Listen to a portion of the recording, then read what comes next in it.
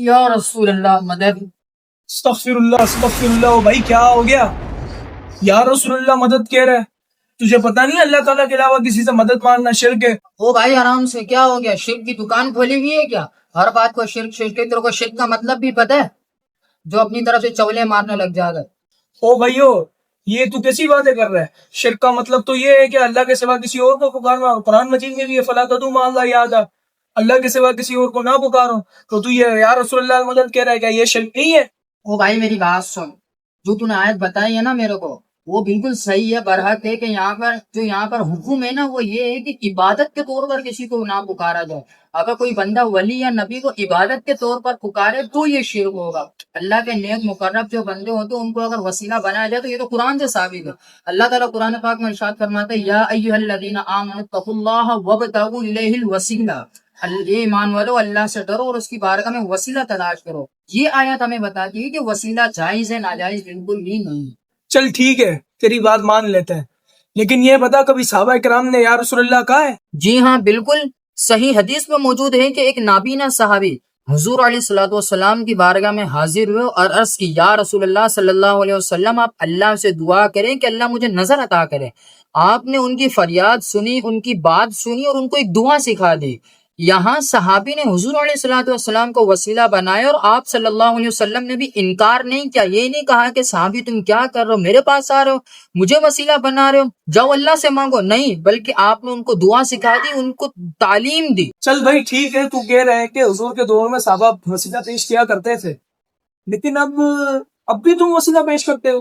بھائی میری بات سن، یہ روایت ابن ابی شیبہ کی مصنف میں موجود ہے کہ حضرت عمر رضی اللہ تعالیٰ عنہ کے دور میں بارش نہیں ہو رہی تھی تو حضرت بلال بن حارث رضی اللہ تعالیٰ عنہ حضور علیہ الصلوۃ والسلام کے مزار پر انوار پر حاضر ہو کر آپ نے عرض کہ یا رسول اللہ صلی اللہ علیہ وسلم اپنی امت کے لیے دعا کیجئے کہ وہ ہلاک نہ ہو. یعنی صحابہ اکرام علیہم الرضوان بھی حضور علیہ الصلوۃ والسلام کی ظاہری دنیا سے پردہ فرمانے کے بعد آپ کو وسیلہ بناتے تھے. لیکن بھائی شرک میں اور جائز توسل میں فرق کیا ہے؟ ہاں بھائی بالکل سمپل. شرک سے مراد یہ ہے کہ اللہ عز و جل کے علاوہ کسی اور کو واجب الوجود یا مستحق عبادت سمجھنا، اس کو شرک کہتے ہیں. توسل اور استعانت یہ ہے کہ اللہ کے محبوب بندے کے وسیلے سے اللہ سے مانگا جائے یا ان سے دعا کی درخواست کی جائے. جیسے ہم ڈاکٹر کے پاس جاتے ہیں اور اس سے طالب شفا ہوتے ہیں، حالانکہ ہمیں معلوم ہوتا ہے کہ شفا دینے والی ذات اللہ کی ہے، مگر ذریعہ ہم ڈاکٹر کو بناتے ہیں. اسی طرح یا رسول اللہ مدد کہنے کا مطلب یہ ہے کہ اے اللہ کے نبی آپ وسیلہ بنیے، اللہ سے دعا فرمائیں. قرآن نے بھی یہی ملتا ہے کہ حضرت یعقوب علیہ السلام کے بیٹوں نے کہا تھا کہ یا ابانا استغفر لنا ذنوبنا، اے ہمارے ابا ہمارے لیے دعا کیجئے. یعقوب علیہ السلام نے دعا کی. اب یہ شرک نہیں بلکہ وسیلہ ہے. اور یاد رکھو انبیاء اکرام اپنی مزار مبارک میں زندہ ہیں. ابو داؤد شریف کے حدیث میں کہ قال النبی صلی اللہ علیہ وسلم ان اللہ تعالی حرم علی الارض ان تأکل اجساد الانبیاء. یعنی اس کا مطلب یہ ہے کہ حضور علیہ الصلوۃ والسلام نے فرمایا کہ اللہ تعالیٰ نے زمین پر حرام کیا ہے کہ وہ انبیاء اکرام کو جسموں کو کھائے.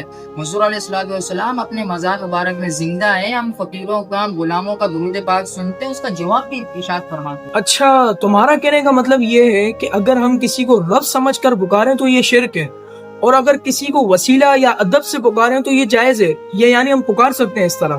ہاں بھائی بالکل، یہی ہم اہل سنت کا عقیدہ ہے کہ شرک سے بچنا بھی ضروری ہے، لیکن حضور علیہ الصلوۃ والسلام کے ادب کو بھی شرک کہنا یہ درست نہیں. ہاں بھائی حسن بالکل تو ٹھیک کہہ رہا ہے. ان دونوں چیزوں میں فرق سمجھنا ہمیں بہت ضروری ہے، نہیں تو ہم شرک بھی کرتے رہیں گے نادانی میں اور دوسروں کو بدنام بھی کرتے رہیں گے. جی ہاں بھائی، ہمیں بھی قرآن و سنت کے مطابق چلنا چاہیے اور امت کو تقسیم نہیں ہونے دینا چاہیے. یا رسول اللہ کے نعرے سے ہم کو پیار ہے، انشاءاللہ دو جہاں میں اپنا بیڑا پار ہے. خلد میں ہوگا ہمارا داخلہ اس شان سے، یا رسول اللہ کا نعرہ لگاتے جائیں گے.